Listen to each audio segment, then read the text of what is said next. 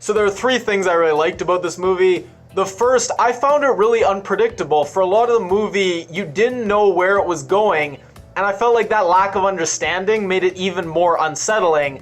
There are 4 or 5 characters who even deep into the movie, you weren't quite sure what their motivations were. And what was great is some of these characters had unbalanced relationships where your first impression, oh, a young female hitchhiker and a guy offering to help, you kind of get a sense of who's the bad guy and who's the good person. But then you start to think, oh, maybe the movie's trying to trick you. But then you go back and you're like, no, it's what I originally thought. So you're kind of going back and forth the whole time. And then you finally get to the twist and you figure out what's going on. And I think it's just a perfect twist because it's one that if you're pretty sharp and paying attention, you could have probably guessed early on. But when you finally get to it, it still doesn't feel predictable and cliche.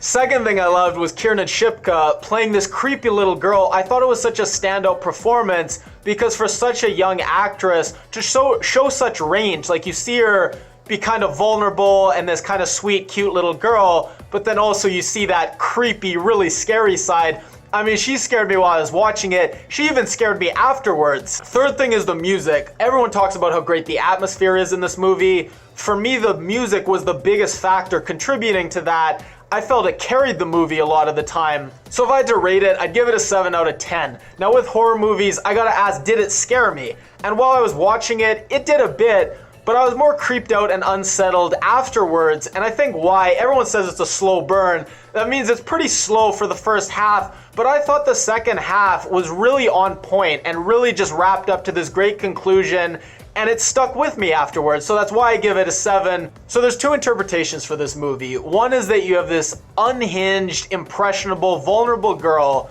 that hears this older student talking about devil worship, and this idea kind of gets planted in her head, and she goes crazy. And the exorcism isn't a real exorcism, it's just all in her mind. She thinks the priest is exorcising this demon, but really he's not.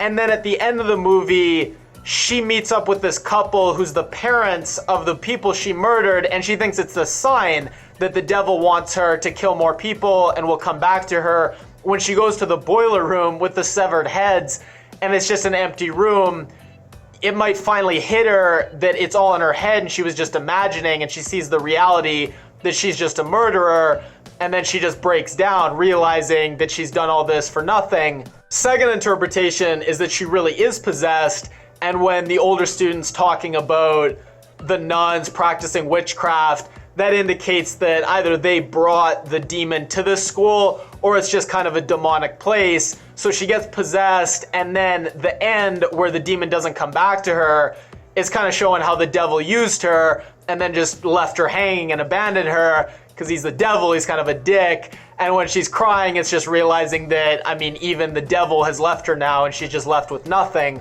The things about this movie that I like the least, the whole pregnancy storyline, for me that was such dead wood. I've heard explanations that the demon was attracted to the innocence of the newborn or to the sin of the premarital sex, but for me it just never quite fit and really seemed to be only filler. And then the puking was okay, but when she dropped the C-bomb, it's like a bad Exorcist parody. It's like, really, does the devil love that word so much? Like, she could have said any other creepy thing. I don't know why they had to go with that. And then some underrated parts that I really liked, but I didn't hear other people talk about, when the mother is talking to the murderer and she goes on this long monologue and she ends it with, "I don't see my daughter in you at all." It's almost like she can sense the evil presence within her.